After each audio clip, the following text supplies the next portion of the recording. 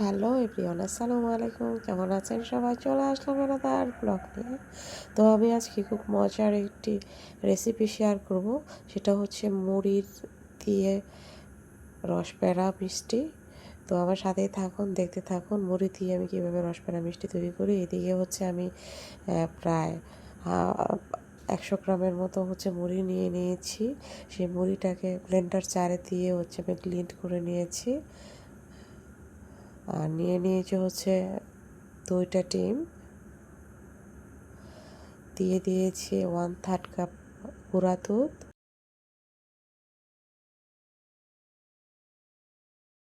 এই পর্যায়ে ডিমগুলোকে আমি ফেটে নিব, ভালো করে ফাটিয়ে নিতে হবে। আমার এই আজকে যে পরিমাণ উপকরণ নিয়েছি, আমার 3টা ডিম লাগবে। তো প্রথম পর্যায়ে আমি 2টা ডিম হচ্ছে ফেটে প্রথম পর্যায়ে 2টা ডিম দিব। দিয়ে দিয়েছি 1 টেবিল চামচ ঘি,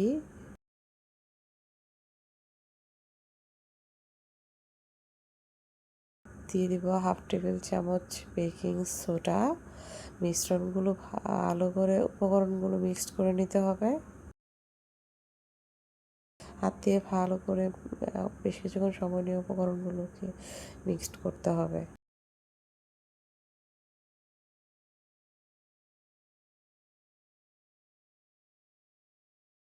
2টা ডিম দেওয়ার পরে তাও ডোটা একটু শক্ত ছিল, তারপর আরও একটা ডিম ফাটিয়ে দিই। এই পর্যায়ে পারফেক্টলি মিষ্টির একটা ডো তৈরি হবে। একটু সময় নিয়ে হয়তো এটাকে ভালো করে হচ্ছে রেডি করতে হবে। তো ভালো করে হচ্ছে মাখিয়ে নেওয়া হয়ে গেছে, হাত ধুয়ে ফিরে আসতেছি।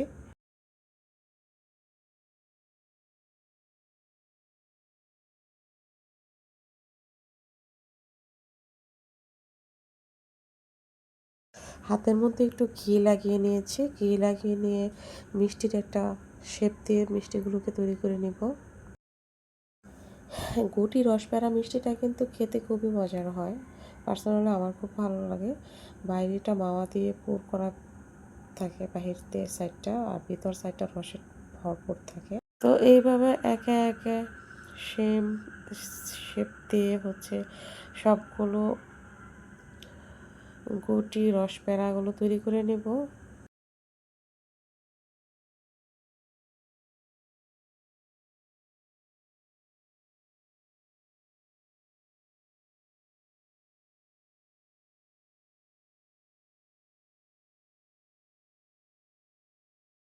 এ পর্যায়ে সবগুলো মিষ্টি তৈরি করা হয়ে গিয়েছে।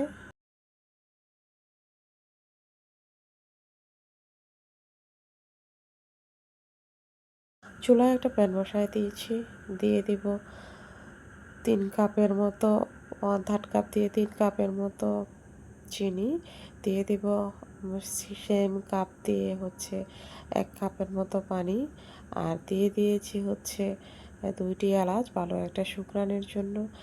এই এলাচটা দেওয়ার কারণ হচ্ছে মিষ্টিতে খুব ভালো একটা সুঘ্রাণ পাওয়া যাবে।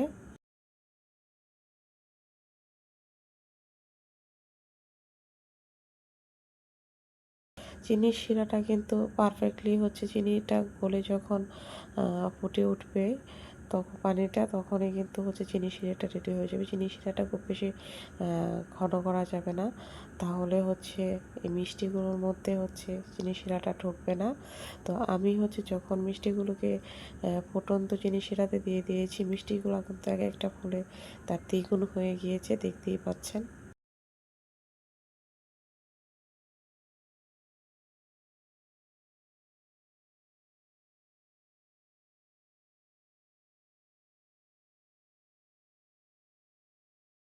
এই পর্যায়ে আমি হচ্ছে শিরা থেকে নামিয়ে মিষ্টিগুলোকে মাওয়া দিয়ে কুট করে নিচ্ছি। এই মিষ্টিগুলা কিন্তু বাইরে থেকে মাওয়া কুট করা থাকে, আর ভিতর থেকে কিন্তু খুব রসালো হয়। মুড়ির এই রসপ্যাড়া মিষ্টিটা কিন্তু খেতে খুবই খুবই ভালো হয়। তো আপনারা চাইলে কিন্তু অল্প কিছু উপকরণ দিয়ে রসপ্যাড়া মিষ্টিটা তৈরি করে দেখতে পারেন। একে একে সবগুলো রসপ্যাড়া মিষ্টি কুট করে নেওয়া হয়ে গিয়েছে। দেখতেই পাচ্ছেন, দেখতে কতটা লোভনীয় হয়েছে, খেতেও কিন্তু দারুণ এই রসপ্যারা মিষ্টি।